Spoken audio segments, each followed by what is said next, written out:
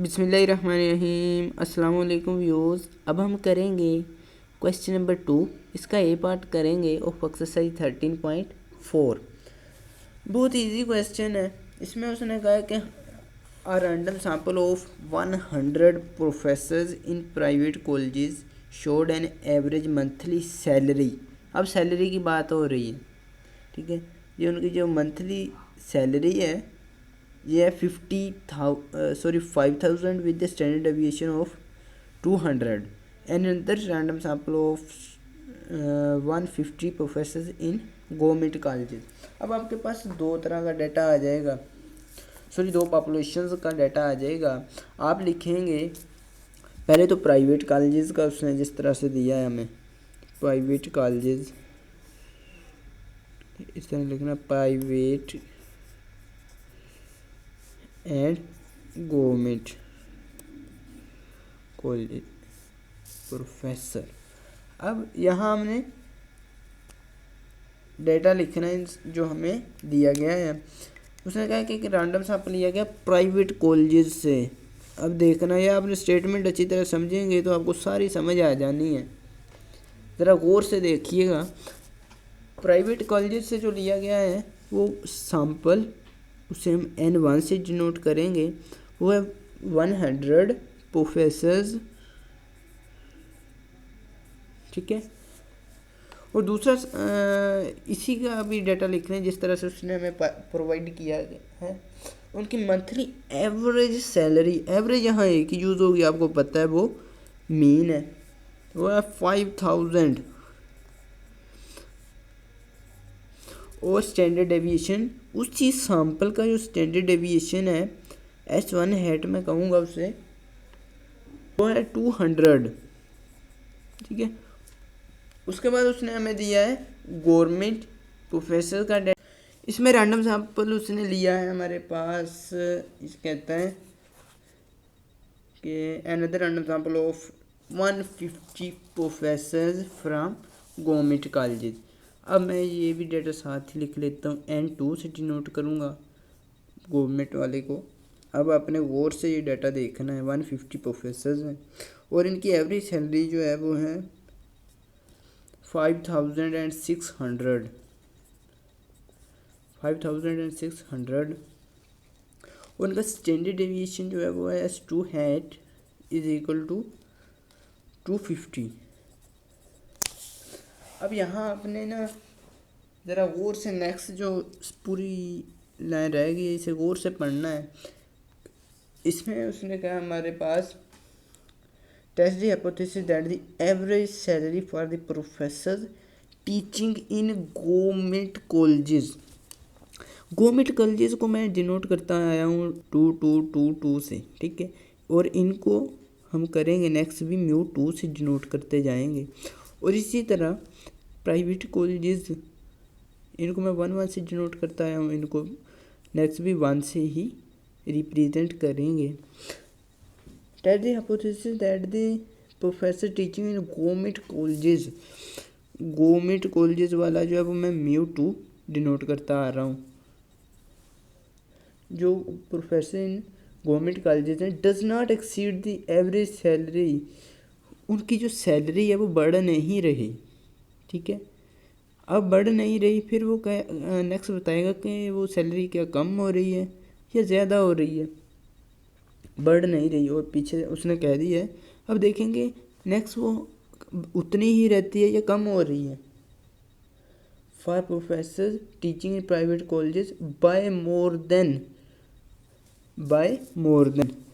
اس hypothesis کو جب کہے گا ہائپوتھیسس کو ٹیسٹ کرنا ہے سیمپل لے کر، وہ ہمارے پاس آئے گا الٹرنیٹیو ہائپوتھیسس۔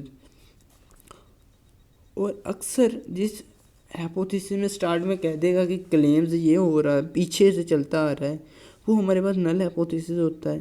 اس کی ایگزامپل میں نے پہلے ہی کئی کویسچنز میں دے رکھی ہے، μ2 - μ1۔ μ2 پہلے کیوں آیا؟ کیونکہ اس نے کویسچن کے اینڈ پر کہا گورنمنٹ کالجز کی جو سیلری ہے وہ بڑھ نہیں رہی۔ پھر نیکسٹ ہمیں کہتا ہے کہ بائی ٹیچنگ، وہ ٹیچنگ جو کر رہے ہیں ان پرائیویٹ کالجز، جن کو مین میں نے म्यू वन से डिनोट किया है उनसे बढ़ नहीं रही। फिर नेक्स्ट में कहते हैं बाय मोर देन। अब मोर का साइन कहाँ यूज़ होना है, अक्सर स्टेटमेंट के एंड पे जब दिया गया हो तो अक्सर वो अल्टरनेटिव हाइपोथेसिस में यूज़ ही करना होता है। By more than 500। अब अल्टरनेटिव हाइपोथेसिस हमारे पास बन गया है, नल हाइपोथेसिस हमने खुद बनाना है। जब ये ग्रेटर देन हो तो दूसरे वाला लेस देन और इक्वल टू होता है, ये भी 500 आ जाएगा। अब आपने देखा उसने गवर्नमेंट कॉलेजेस की पहले बात की है, म्यू टू इसलिए मैंने पहले रखा है, और प्राइवेट कॉलेजेस की टीचर की बाद में बात की, म्यू वन जो है इसलिए मैंने बाद में रखा है। हालांकि स्टार्ट में वो प्राइवेट कॉलेजेस का डाटा जो है पहले दे रहा है, मैंने उसी तरतीब से ऑलरेडी लिख रखा है। अब लेवल ऑफ सिग्निफिकेंस भी उसने दे दी है जो कि हमारे पास है 0.01, ठीक है। अब 0.01 जहाँ ग्रेटर देन का साइन हो तो 1 माइनस अल्फ़ा चाहिए होता है, 0.99 आ जाएगा। अब हमारे पास टेस्ट स्टेटिस्टिक की वैल्यू क्रिटिकल वैल्यू आ जाएगी। आपने लिखना है क्रिटिकल वैल्यू, मैं शॉर्टकट लिख रहा हूँ सी एंड वी। आपने यहाँ लिखना है कंप्लीट क्रिटिकल वैल्यू और हाईलाइट करके लिखना है बच्चों, G 1 minus alpha is equal to G 0.99। अब आ जाना अपने नेक्स्ट टेबल में देखना है, टेबल में आपके पास कौन सी वैल्यू ये आ रही है 0.99 की रो में, 0 वाले कॉलम में। मैं भी देख लेता हूँ साथ ही। जी मेरे पास आ रही है 2.3263। अब आपने फर्स्ट के बी पार्ट में देख लिया होगा मैंने फिक्स किस तरह से किया कैलकुलेटर को। अब इसको 3 डिजिट तक फिक्स कर लें, क्योंकि इसके सारे क्वेश्चन मैंने 3 डिजिट तक फिक्स करके ही किए हैं।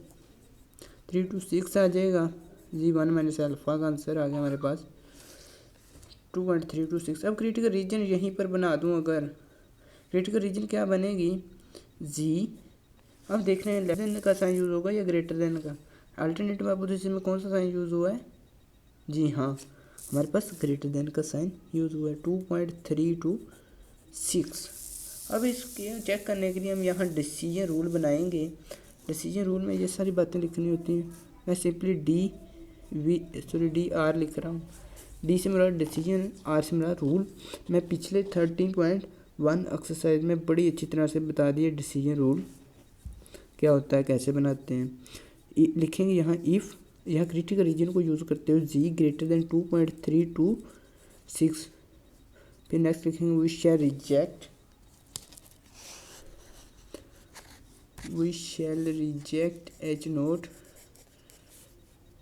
each note अदरवाइज, और साथ लिखेंगे वी डू नॉट रिजेक्ट, ठीक है। ये आपने पूरा लिखना है, otherwise we do not reject H note.